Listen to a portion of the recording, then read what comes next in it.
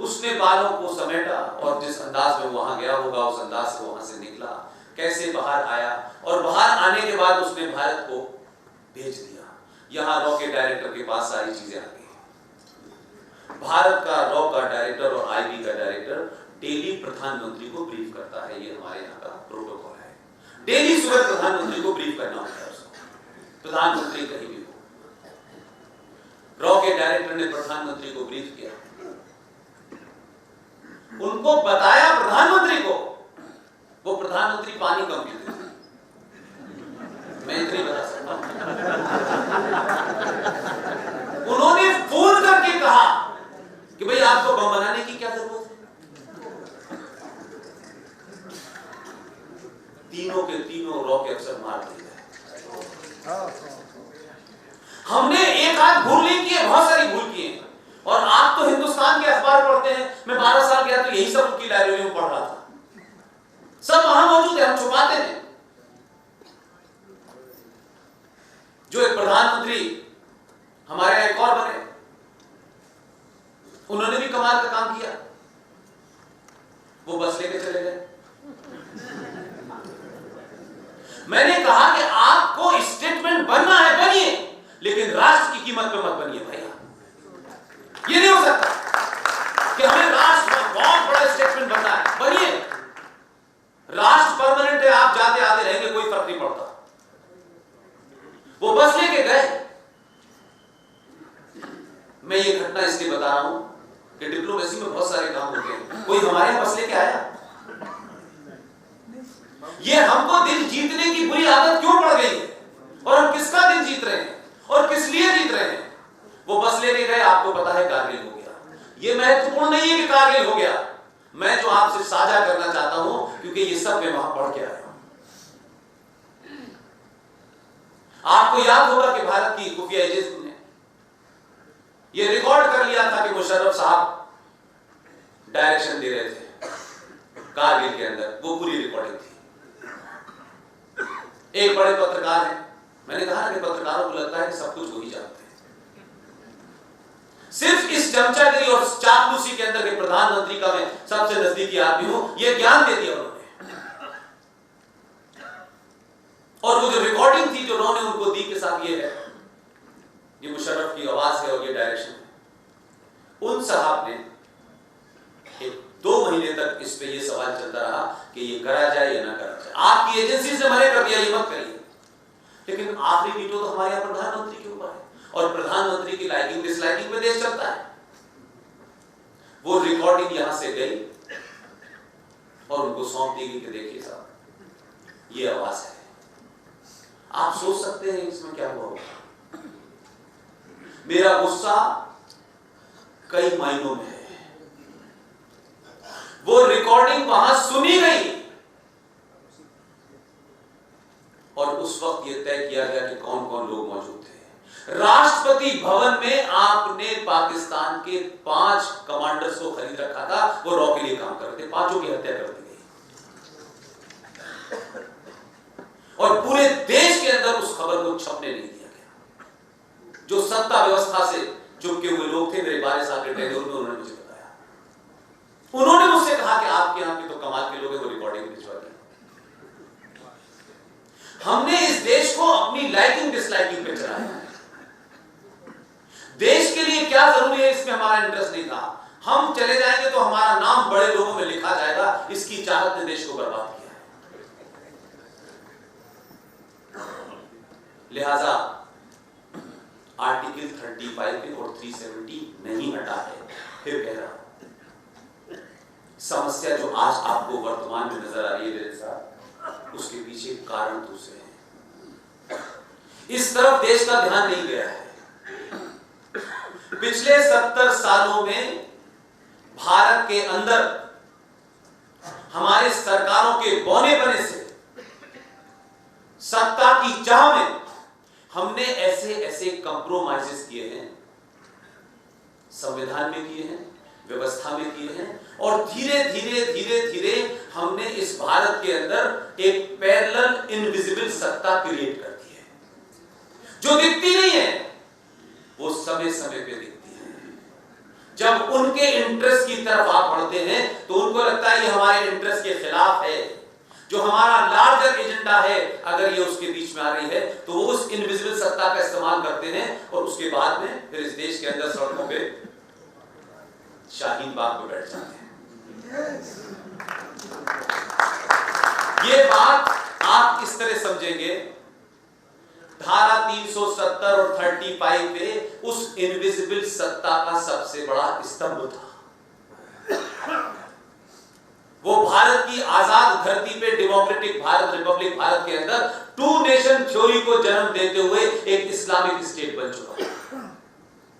हमने सत्ता की चाह में वहां बहुत सारे काम ऐसे गलत होने दिए संवैधानिक तौर पे कि उसको चैलेंज ही नहीं किया। हमने कहा जो ये कर रहे कर ले, बस कश्मीर हमारे साथ बना रहना चाहिए। वहां के संविधान जो 1957 में जम्मू कश्मीर का संविधान बना, उसमें हजारों प्रोविजन एंटी इंडिया है। वहां की विधानसभा के अंदर ऐसे ऐसे कानून पास हुए जिसको आप सोच के हंसेंगे। हमने सब कुछ होने दिया, सरकारों ने सक्सेस करने दो, कोई फर्क नहीं पड़ता। ऐसे ही नहीं महबूबा मुफ्ती की हिम्मत पड़ गई थी जब उसने ये कहा कि आर्टिकल 35 से छेड़छाड़ की गई तो जम्मू कश्मीर में तिरंगे को कोई कंधा देने वाला नहीं मिलेगा। ये देश रिएक्ट नहीं किया। जिस मुख्यमंत्री ने भारत के संविधान की शपथ लेकर के सीएम बनी हो, वो ये बात कह रही है और सुप्रीम कोर्ट में सुनवाई चल रही है। हमारे देश के मीडिया ने कहा ये तो उनका अधिकार है, तो उन्हें कहना ही चाहिए, क्या फर्क पड़ता है, इस पे थोड़ी रिएक्ट करेंगे। लेकिन अगर नॉर्थ ईस्ट का एक जज ये कह दे कि भारत को हिंदू राष्ट्र घोषित कर देना चाहिए, ओहो, तो पूरे देश में बवाल मचाएगा, देश टूट जाता है। ये पाखंड है हमारे यहाँ। इसलिए हम दूसरे की तकलीफ को बहुत बड़ी मानते हैं और अपनी तकलीफ को नजरअंदाज कर देते हैं।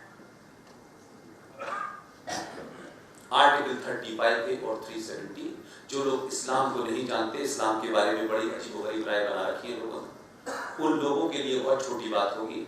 मुझ जैसे शख्स के लिए आर्टिकल 35 और 370 धारा नहीं थी, बल्कि कुरान मजीद की का जो इंटरप्रिटेशन होता है उसे हदीस कहते हैं। कई हदीसें लिखी गई, उन हदीस के अंदर इस बात का जिक्र है कि पूरी दुनिया में इस्लाम का परचम समय समय पे फहराता रहा है। सिर्फ दुनिया में एक ही मुल्क है भारत जहां अभी तक इस्लाम का परचम पूरे मुल्क में नहीं फहराया है। औरंगजेब भी आया था, गजनवी भी आया था, बाबर भी आया था, तब भी पूरे देश पे कभी उनका राज नहीं हुआ। और उस फिलॉसफी को उस हदीस के अंदर गज़वाए हिंद कहा जाता है। गज़वाए हिंद का सिर्फ इतना ही मतलब है कि किसी पवित्र आदमी के देख रेख में पवित्र सेना जो है एक दिन वो युद्ध करेगी और पूरे भारत के ऊपर इस्लाम का झंडा फहराया जाएगा। जो लोग जम्मू कश्मीर में 35 और 370 को सिर्फ दो धारा समझते हैं, वो भूल कर रहे हैं। ये उसी एजेंडे के तहत पाकिस्तान का क्रिएशन हुआ और उसी एजेंडे के तहत जम्मू कश्मीर भारत की धरती के ऊपर एक अलग विधान, अलग संविधान और एक अलग प्रधान के नाम से अलग बनाया गया। ये अपने एजेंडे पे कंटिन्यूस वही काम कर रहे थे। जम्मू कश्मीर की तकलीफ ऐसी अजीबोगरीब तकलीफ है कि इस देश का मुसलमान, महाराष्ट्र का हो, आसाम का हो, कन्याकुमारी का हो, पंजाब का हो, बड़े बड़े आप लोगों ने उनको टर्म दे रखा है, ये कट्टरवादी हैं, ये लिबरल हैं। ये आप ही ने डेफिनेशन बनाई, उन्होंने नहीं बनाई। अब तो आपके यहाँ काफी लिबरल, आपके बॉम्बे शहर में काफी लिबरल बाहर आ गए। वो लिबरल क्या कर रहे हैं जिन्हें आप लिबरल मान रहे थे? एक मोहतरमा है, अल्लाह करे उनकी सेहत ठीक कर देना, वो जल्दी ठीक होके आ जाएं और अपने बेहुदा किस्म के ट्वीट दोबारा करें और जारी रखें। उनका एक्सीडेंट हो गया है, हम सबको दुआ करनी चाहिए वो ठीक हो जाए। और मैं इसलिए मानता हूं कि एक्सीडेंट किसी के साथ हो सकता है, लेकिन जो बात मैं आपको बताने जा रहा हूं उसकी लिबरल है। अब्बा जान उनके लेफ्टिस्ट थे, पति भी उनको अल्ट्रा लेफ्टिस्ट मिला जो कहता मैं अथीस्ट हूं। उन मोहतरमा ने एक स्टेटमेंट दिया और कहा, पूरे देश में वो बड़ा चर्चित रहा, लेकिन किसी ने जवाब नहीं दिया। जवाब इसलिए नहीं दिया कि आप उनकी किताबों को पढ़ते नहीं हैं। आपने तो महान कार्य क्या किया? आपने कहा रामायण क्या थी, महाभारत क्या था, ये काल्पनिक थे या नहीं थे, लोग किताबें पढ़ेंगे नहीं पढ़ेंगे, महाभारत पढ़ेंगे, रामायण पढ़ेंगे, आपने कहा कि क्या है, कम से कम हम अपने देश के लोगों को ये बताएं कि रामायण क्या थी, महाभारत क्या था। आपके लोगों ने एक बेहतरीन 2 सीरियल बना दिए और देश की जनता को बता दिया, हिंदुओं को भी बताया, दुनिया को भी बताया, पड़ोसियों को भी बताया, इस्लाम के मानने वालों को भी बताया कि देखिए ये है हम। आपने उन सीरियल को चलाया और पूरे देश को पता चल गया रामायण क्या है, महाभारत क्या है।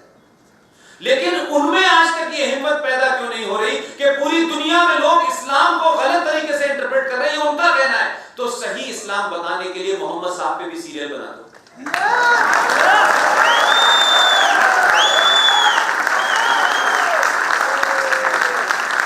आप बनाएं, आप उसामा बिन लादेन से उसका स्क्रिप्ट लिखवाएं, हमें इसमें कोई नहीं, जिससे मिल जाए।